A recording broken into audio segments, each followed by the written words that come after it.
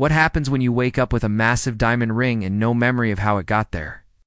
Stella's worst nightmare becomes reality when she discovers she's legally married to Damian Cross, ruthless billionaire who represents everything she despises about the world. Hey there, romance lovers. Tonight, we dive into a world where every choice has a cost and every moment matters. Shall we begin? The diamond ring caught the morning light like a trap. 3 carats of pure regret glittering on Stella Hartwell's trembling finger. Her head throbbed with the weight of champagne and terrible decisions as she stared at the massive stone that definitely hadn't been there when she went to bed. This can't be real, she whispered to her empty apartment, the taste of last night's mistakes coating her tongue like ash.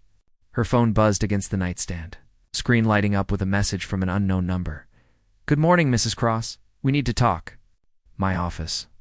1 hour. Your husband, Damian, Mrs. Cross. The words hit her like ice water. Stella's stomach lurched as fragments of memory clawed their way through the alcohol-soaked haze. The Golden Rose Bar. That arrogant billionaire, with his perfect suit and cutting remarks about her art being charming but worthless. The heated argument that had somehow spiraled into something else entirely. Her best friend Ruby burst through the bedroom door, carrying coffee and wearing yesterday's mascara like war paint. Please tell me you remember more than I do about last night. Because there are photos on social media that look suspiciously like a wedding. Ruby's phone screen showed a blurry image, Stella in white, radiant and drunk, exchanging rings with Damian Cross, while strangers cheered in the background. The woman in the photo looked deliriously happy. The woman staring at it now felt like she was drowning. I argued with him, Stella said slowly, pieces clicking into place. He said my paintings would never sell, that I was wasting my talent on dreams. I told him he was everything wrong with the world. And then you married him, Ruby said grimly. At 2:47 a.m., according to the timestamp, the taxi ride to Cross Industries felt like a funeral procession. Stella twisted the ring that refused to budge from her finger, watching the city blur past through rain-streaked windows. The towering glass monument to Damian's empire loomed ahead, all sharp edges and cold light. The elevator to the 42nd floor moved like liquid mercury, each floor taking her further from the life she knew. When the doors opened, she stepped into a world of marble and crystal, where even the air seemed expensive. Damian Cross stood behind his desk like a king surveying his domain. He was devastatingly handsome in the way that powerful men often were, all sharp jawlines and calculating gray eyes. His presence filled the enormous office, making Stella feel small and exposed. Stella. Her name on his lips sent an unwelcome shiver down her spine. Punctual. I appreciate that in a wife. I'm not your wife, she said, though the ring burned against her finger like a brand. Whatever happened last night was a mistake. He opened a leather folder and slid several documents across the polished desk. These contracts suggest otherwise. Witness, notarized, and legally binding. According to the terms we both agreed to, you belong to me for the next 6 months. The papers swam before her eyes. Her signature was there, elegant and confident, next to his bold scrawl. This is insane. No court would uphold a drunken marriage contract. You'd be surprised what's legally enforceable when properly executed. His smile was sharp as broken glass, especially when there's video evidence of both parties enthusiastically consenting. Heat flooded her cheeks. You recorded it? Insurance policy. You were quite passionate about the arrangement last night. Almost poetic, really. The way you described how much you hated me but couldn't resist the challenge I represented, the words felt like a slap. Stella gripped the arms of her chair, knuckles white. What do you want from me? Damian leaned back, studying her with the intensity of a predator sizing up prey. 6 months of your life. Your complete cooperation. In return, I'll fund your art career properly. Gallery showings, connections, everything you need to prove your talent wasn't wasted on dreams. And if I refuse, then you'll spend the next decade in court, fighting breach of contract suits. Your little coffee shop job won't cover the legal fees. He paused, letting the threat sink in. I always collect on my investments, Stella. The question is whether you'll make this easy or difficult for both of us. The office felt like it was closing in around her. Outside the floor-to-ceiling windows, the city sprawled beneath them like a chessboard. She was just another piece to be moved at his will. 6 months, she said finally, her voice barely a whisper. 6 months, he confirmed. Starting now. Pack your things. You're moving in tonight. Damian's penthouse apartment was a masterpiece of cold perfection. All black marble and floor-to-ceiling windows that offered a god's-eye view of the city. Stella stood in the foyer, clutching her single suitcase, feeling like an intruder in a museum. Your room is down the hall, he said, loosening his tie with practiced efficiency.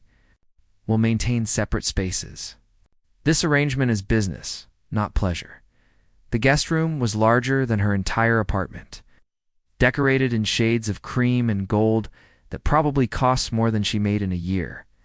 A wardrobe filled with designer clothes in her exact size waited like a perfectly laid trap. How did you know my measurements? She asked when he appeared in the doorway. I'm thorough in my research. His gray eyes swept over her with clinical precision. Dinner is at 7. Don't be late. The dining room table could have seated 20. But they sat at opposite ends like warring generals negotiating a ceasefire. The food was exquisite and tasted like cardboard in her mouth. Tell me about your art, Damian said, cutting into his steak with surgical precision. Why do you care? Yesterday you said it was worthless. Yesterday I was testing you. Tonight I'm investing in you. He set down his knife and studied her across the expanse of mahogany. I've seen your work, Stella. You have talent. Raw, unrefined, but genuine. That's rare. The compliment caught her off guard, warming something in her chest she didn't want to acknowledge. You've seen my paintings? I own the building where the Moonbeam Gallery rents space. I make it my business to know what happens in my properties. He leaned forward slightly. Your piece about urban decay and hope? The one with the broken streetlight illuminating the growing flower. It was remarkable. Heat crept up her neck. That painting had been deeply personal, born from nights walking home alone through the city's forgotten corners. The fact that he understood it, that he saw what she'd been trying to say, felt like being seen naked. That doesn't change what you are, she said, forcing steel into her voice. You destroy small businesses. You turn communities into profit margins. I provide stability, structure. I turn chaos into order. His voice carried the weight of absolute conviction. The world is full of dreamers like you, Stella. Beautiful, passionate, and completely impractical. Someone has to make the hard decisions. Someone like you. Someone exactly like me. The conversation felt like a chess match, each word carefully calculated. Stella found herself leaning forward despite herself, drawn into the magnetic pull of his certainty. After dinner, she escaped to her room and tried to call Ruby, but the phone went straight to voicemail. The isolation felt deliberate, carefully orchestrated. Days blurred into a strange routine. Damian left early for the office, returning in the evenings with the weight of the world on his shoulders.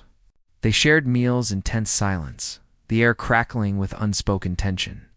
On the 4th night, she found him on the balcony, staring out at the city lights with a glass of whiskey in his hand. The wind ruffled his perfect hair, and for a moment, he looked almost vulnerable. Couldn't sleep? He asked, without turning around. The bed's too soft. Too quiet, she joined him at the railing, careful to maintain distance. Why are you doing this? Really? He was quiet for so long she thought he wouldn't answer. When he finally spoke, his voice was barely audible over the wind. Because you're the first person in 10 years who looked at me and saw something worth fighting against instead of something worth using. He turned to face her, and the raw honesty in his eyes took her breath away. Do you know what it's like to have everyone around you agree with everything you say? To never be challenged, never be surprised. So you bought yourself a pet rebel? I married myself an equal. The words hung between them like a bridge neither wanted to cross first. Stella's phone buzzed with a text from Ruby. Haven't heard from you in days. Are you okay? People are asking questions. The spell broke. Stella stepped back from the railing, from him, from whatever dangerous current was building between them. "This isn't real," she said, as much to herself as to him. "Whatever you think you're buying, whatever game you're playing, I won't be your entertainment." But as she walked away, she could feel his eyes following her, and the ring on her finger felt heavier than ever. The next morning, she woke to find a note slipped under her door. "Gallery showing tonight. Your paintings. Black tie required. Don't disappoint me." The dress waiting in her closet was midnight blue and fit like it had been made for her body specifically. When she emerged from her room, Damian was waiting in the foyer, devastating in his tuxedo. "You look beautiful," he said, and the simple honesty of it nearly broke her resolve. The gallery was packed with the city's elite, champagne glasses glittering under gallery lights as people moved between her paintings, like sharks scenting blood in the water. Stella watched from the corner as strangers discussed her work, putting price tags on pieces of her soul. "This is what success looks like," Damian murmured in her ear, his breath warm against her neck. "Everything you ever wanted. It feels like selling pieces of myself to the highest. Bitter. Welcome to the art world."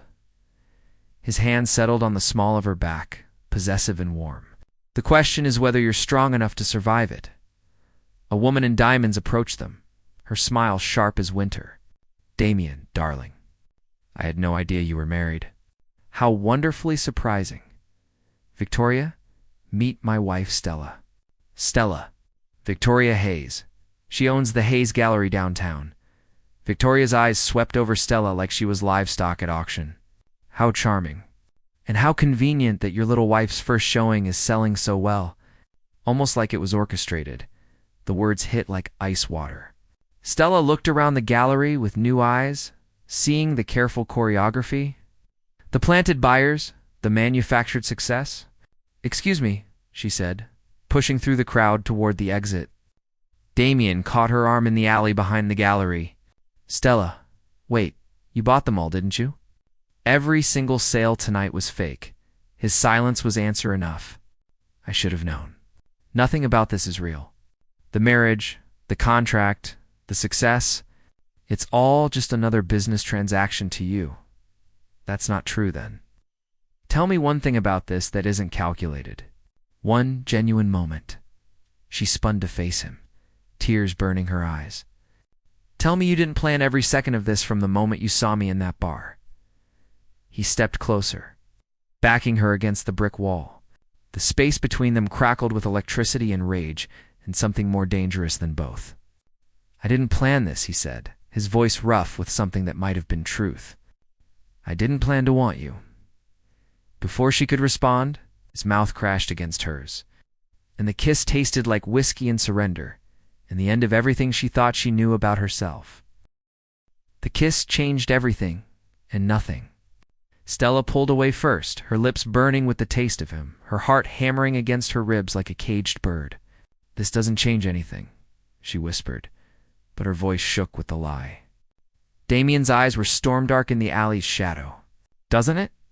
They rode back to the penthouse in suffocating silence, the city lights blurring past like falling stars. Stella pressed herself against the car door, trying to put distance between them. But she could still feel the heat of his mouth, the desperate hunger in his kiss. She escaped to her room and stood under a scalding shower until her skin turned red, trying to wash away the memory of his hands on her waist. The way he'd said her name like a prayer and a curse all at once.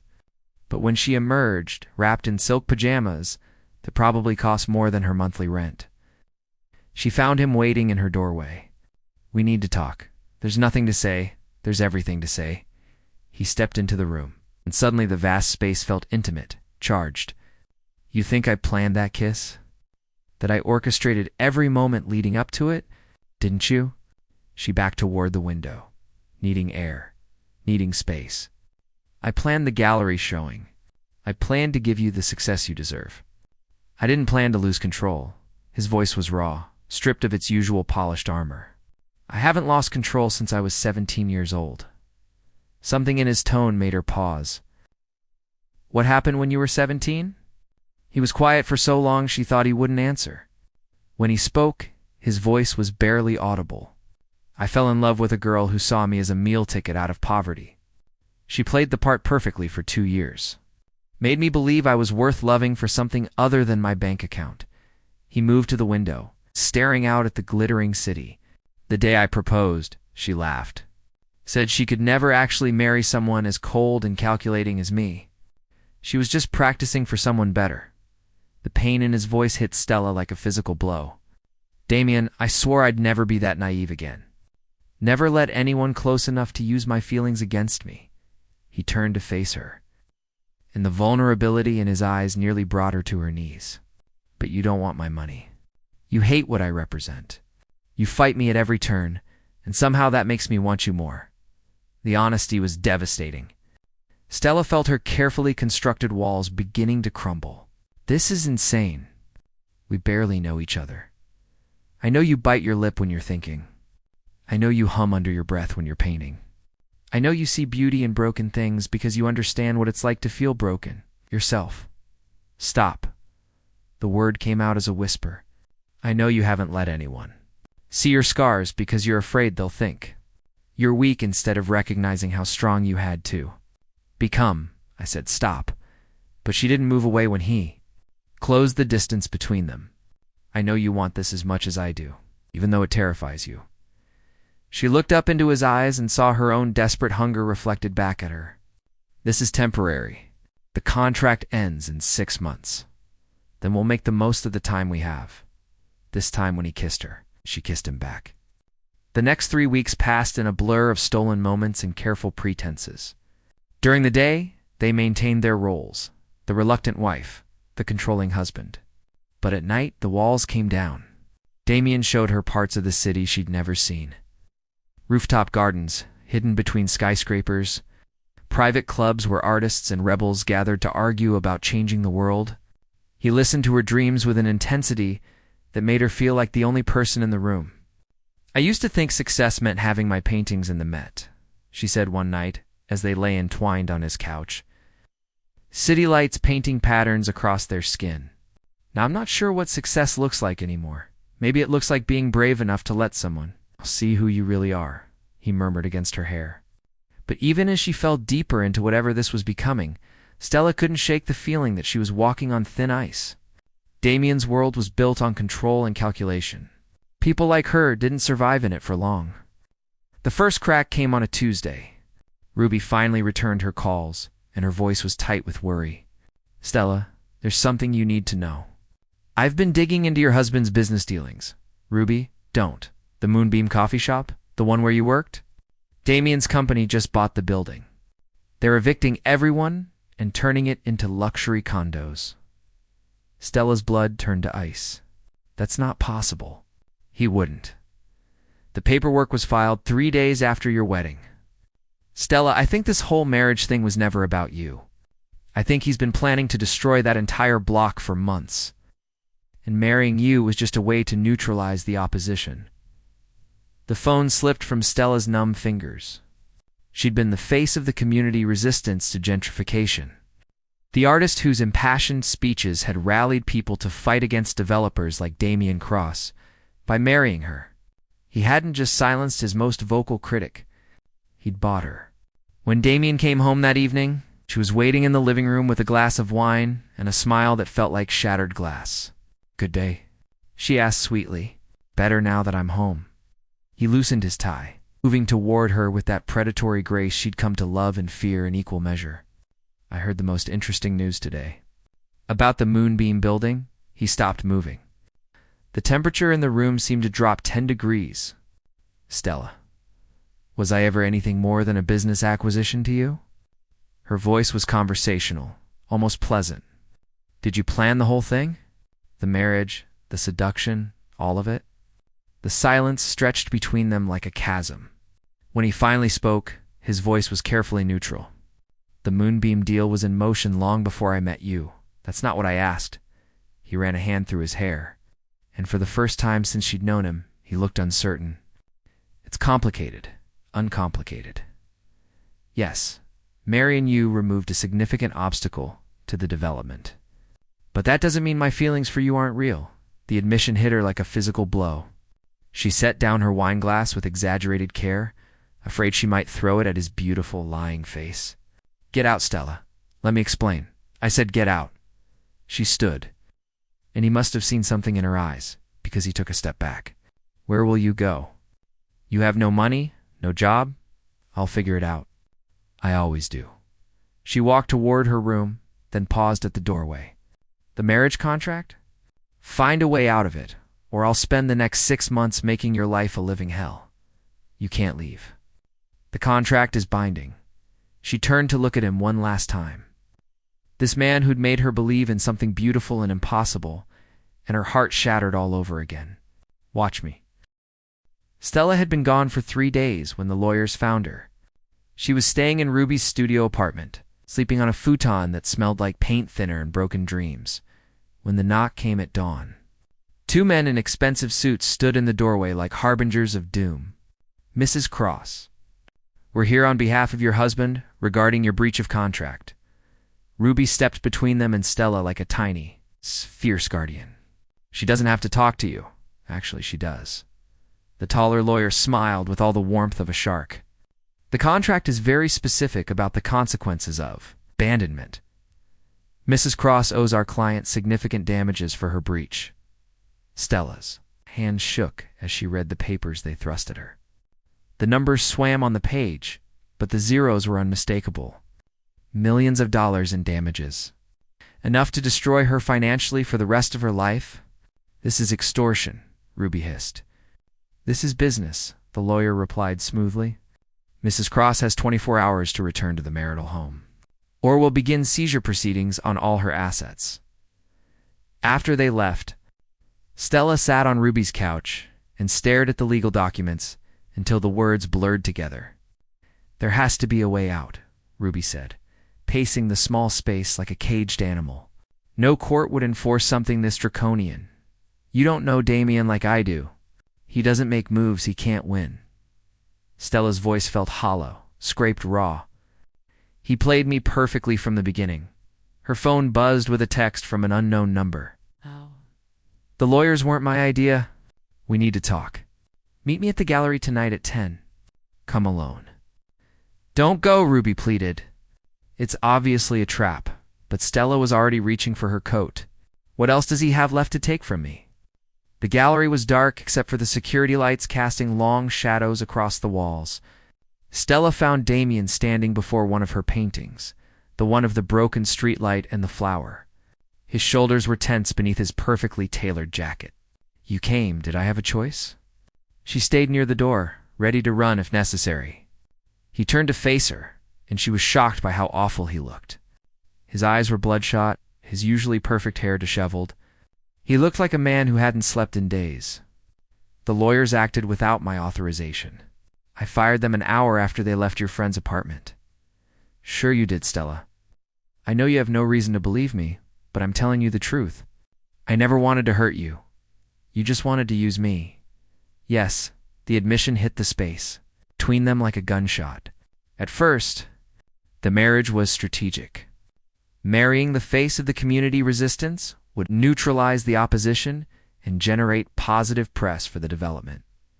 Each word was a knife between her ribs, and the rest. "The nights we spent together, the way you made me believe you were falling in love with me. That was never supposed to happen." He moved closer, and she saw the raw desperation in his eyes. "You were supposed to be a means to an end, a problem to be solved. I didn't expect you to be so damn beautiful when you argue. I didn't expect to want to know every story behind, every scar on your body. Stop. I didn't expect to fall in love with you." The words hung in the air between them like a bridge on fire. Stella felt tears burning her eyes, but she refused to let them fall. "Love, you call destroying my community love? I'm calling off the development." His voice was barely audible. "The Moonbeam building, the entire gentrification project. I'm canceling all of it." Stella stared at him, certain she'd misheard. "What? $50 million in projected revenue? Gone. I'll take the loss." "Why?" "Because you were right. Because I've spent so many years building walls that I forgot what it felt like to care about something more than profit margins." He stepped closer. close enough that she could see the pain etched in every line of his face. Because I'd rather lose everything than lose you. The gesture was grand and romantic and everything she'd ever dreamed of hearing from someone who claimed to love her. It was also, she realized with crystalline clarity, completely wrong. No, he blinked. No, you don't get to be my savior, Damian. You don't get to swoop in and sacrifice your fortune and expect me to fall into your arms grateful for the gesture. Anger flared in her chest, clean and bright. You want to prove you love me? Don't cancel the development for me. Cancel it because it's the right thing to do. Because the people who live in that community matter. Not because I matter to you. I don't understand. I know you don't. And that's the problem. She turned toward the door, then paused. The contract ends in 3 months. I'll fulfill my legal obligations to avoid the damages. But this thing between us, it's over. Stella, wait. She didn't look back. Find a way to love something bigger than your own needs, Damian. Then maybe you'll understand why I can never be with you.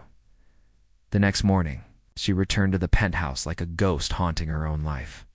Damian was already gone, and she spent the day packing her paintings and her few possessions, preparing for a life in limbo. That afternoon, Ruby called with news that made her blood run cold. The development is back on. They filed new permits this morning, and they're fast-tracking the demolition. Stella, they're tearing down the moonbeam next week. That's not possible. Damian said he was canceling it. Well, someone changed their mind. And there's more. The new permits show a different company as the developer. Someone called Victoria Hayes. The name hit Stella like ice water. Victoria Hayes. The woman from the gallery, the one with the sharp smile and the diamond jewelry. The one who'd looked at Stella like she was livestock at auction? Ruby, I have to go. She found Damian in his office, standing at the windows with his back to the door. His shoulders were rigid with tension. The development is moving forward, she said without preamble. Yes. You lied to me, no. He turned, and the devastation in his eyes made her step back. I meant every word I said. I was calling it off. Then why is Victoria Hayes filing new permits? His jaw clenched. Because she made me an offer I couldn't refuse. The pieces clicked into place with sickening clarity. She bought you out. She's taking over the project. She threatened to destroy you if I didn't sell her my interest in the development. She has connections, resources. She could make sure you never work as an artist again, never get another gallery showing. His voice was hollow. I had to choose between the community and you. I chose you. The admission was devastating in its honesty. Stella felt her heart break all over again, not from betrayal this time, but from the terrible knowledge that he'd sacrificed everything he claimed to believe in for her sake. You magnificent, selfish fool, she whispered. I couldn't let her destroy you, so you let her destroy them instead. Stella moved to the window, looking down at the city spread below them like atlas board. How much did she pay you? Twice what the project was worth. Give me half. He blinked. What? You heard me? I want half the money. $25 million. Stella. I don't understand. She turned to face him, and the steel in her eyes made him take a step back. You're going to give me half the blood money? I'm going to use it to buy the Moonbeam building before Victoria can tear it down. I'm going to turn it into a community arts center. I'm going to make sure that neighborhood has something beautiful to fight for. That's not how real estate development works. The permits are already approved. The demolition is scheduled, then I guess we'd better work fast. Stella moved toward the door, then paused. You want to prove you love me, Damian? Help me save what you destroyed. For the first time in days, something like hope flickered in his eyes. It won't be easy. Victoria has connections, political influence. Good thing I married someone with more of both. He stared at her for a long moment. The mask of careful control slipped away, replaced by the fierce determination that had built his empire. What do you need me to do? The war for the Moonbeam building lasted 72 hours. Stella and Damian worked around the clock, fueled by coffee and desperation, using every connection and favor he'd accumulated in 15 years of building his empire. While he made calls to judges and city councilmen, she rallied the community, turning the coffee shop into a command center for resistance. Victoria Hayes fought back with lawyers and bribes and political pressure. But she'd underestimated the power of a community that had finally found something worth fighting for. On the morning of the third day, as demolition crews gathered outside, the moonbeam, Stella, received a call that changed everything. "Mrs. Cross, this is Judge Patterson. I'm calling to inform you that the emergency injunction has been approved. The demolition has stayed pending a full environmental impact study." The coffee shop erupted in cheers. Ruby grabbed Stella in a fierce hug while the other volunteers celebrated around them. They'd won. The building was safe. But when Stella looked around for Damian, he was gone. She found him an hour later, standing alone in his office, staring out at the city like a king surveying a kingdom that no longer belonged to him. "It's over," she said quietly. Yes. He didn't turn around.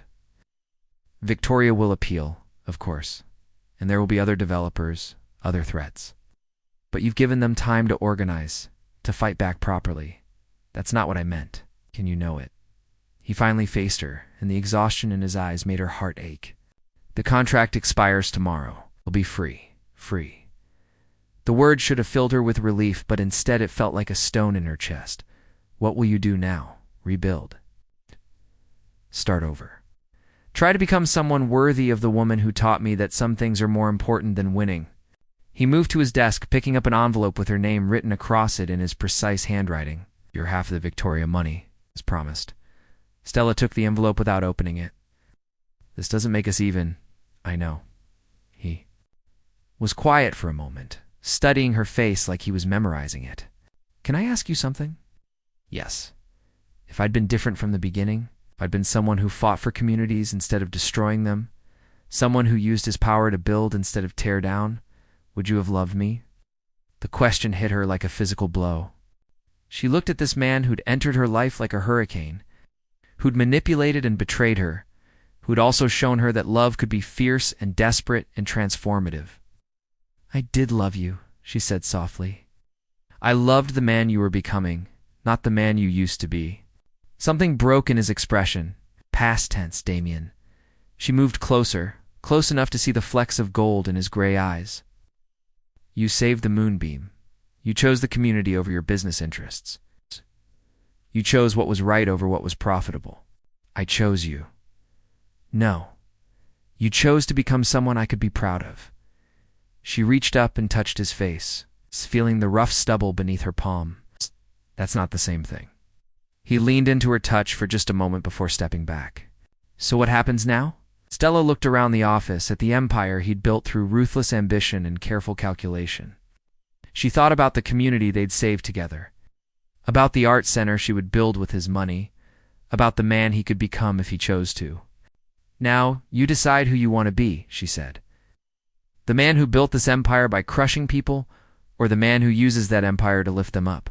And you? What do you decide?" She smiled, and for the first time in weeks, it reached her eyes. "I decide to give you a chance to earn what you want, instead of buying it." The confusion on his face was almost comical. "I don't understand. The contract ends tomorrow. I'll be free to leave, free to stay, free to choose." She moved toward the door, then paused. "Prove to me that you've changed, not with grand gestures or dramatic sacrifices, but with daily choices. With how you treat your employees, how you use your influence, what you do when no one is watching. How long do I have?" She was almost to the elevator when his voice stopped her. "Stella." She turned back to see him standing in his office doorway, silhouetted against the city lights. "What if I can't change enough? What if the man I am is too damaged to become the man you need?" The vulnerability in his voice nearly brought her to her knees. This was Damian Cross, without his armor, without his careful control, asking the question that terrified him most. "Then at least you'll know you tried," she said. "And maybe that will be enough for someone else someday." The elevator doors closed between them, carrying her away from the golden cage and back into the world. 6 months later, Stella stood in the Moonbeam Arts Center, watching children paint murals on walls that had almost been torn down. The coffee shop had been transformed into something beautiful and vital, a place where art and community intersected in ways that created magic. Ruby appeared at her elbow, holding 2 cups of coffee from the new Moonbeam Cafe. He's here again. Stella didn't need to ask who. Through the front windows, she could see Damian sitting on the bench across the street. The same bench where he'd sat every Tuesday and Thursday for the past month. He never came inside, never approached her directly. He just sat and watched the center bustle with life. He looks different, Ruby observed. She was right. Gone were the perfectly tailored suits and the aura of untouchable power. Today he wore jeans and a simple sweater, and his hair was longer, less controlled. He looked younger, more human. Mrs. Patterson said he's been funding art programs in low-income schools, Ruby continued, anonymously. And apparently, he restructured the entire Cross Industries employee compensation package. Better benefits, profit sharing, parental leave. Stella sipped her coffee and watched as Damian helped an elderly woman with her groceries. His movements careful and respectful. That's not why he's here, though, Ruby said softly. No, it isn't. So what are you waiting for? Stella set down her coffee and walked outside. The afternoon air was crisp, with the promise of winter, and the city hummed with its usual chaos of dreams and desperation. Damian looked up as she approached, and the hope in his eyes was almost too bright to bear. You changed your hair, she said, settling beside him on the bench. Among other things, his voice was different too, rougher around the edges, less polished. I didn't know if you'd notice. I notice everything about you. That's part of the problem. They sat in comfortable silence, watching the world move around them. The art center glowed with warm light, filled with voices and laughter and the sound of creation. I'm proud of you, he said finally. This place, what you've built here, it's exactly what the world needed. We built it. Your money, my vision, our fight. I was thinking about that contract, he said. It's the one that brought us together. What about it? So it's the last 6 months. Bind you to me for half a year? He turned to face her, and she saw that the calculating mask was gone completely, replaced by raw honesty. I've been thinking that maybe it worked backwards.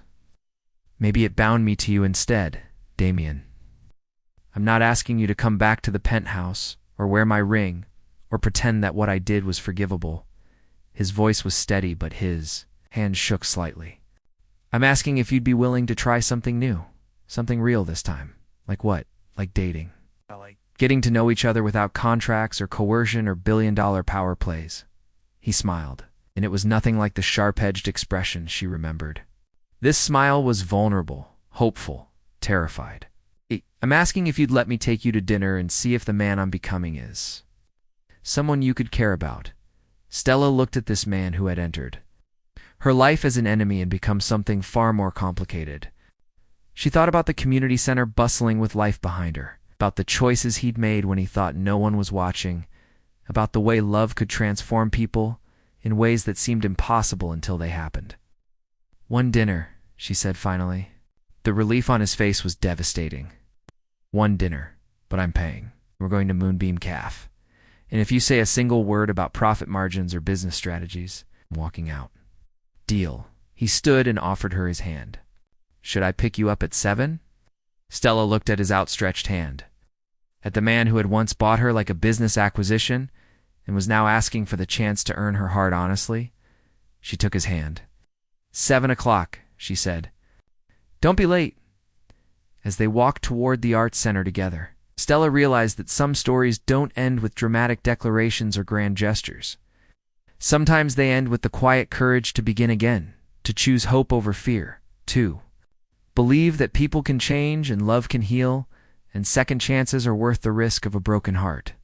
The ring was long gone from her finger, but the choice to stay, to try, to see what they could build together without contracts or coercion, felt like the most important decision she'd ever made. Behind them, the Moonbeam Art Center glowed with warm light and the sound of dreams being born. Ahead of them lay the uncertain promise of tomorrow, fragile and beautiful as everything worth fighting for. The end.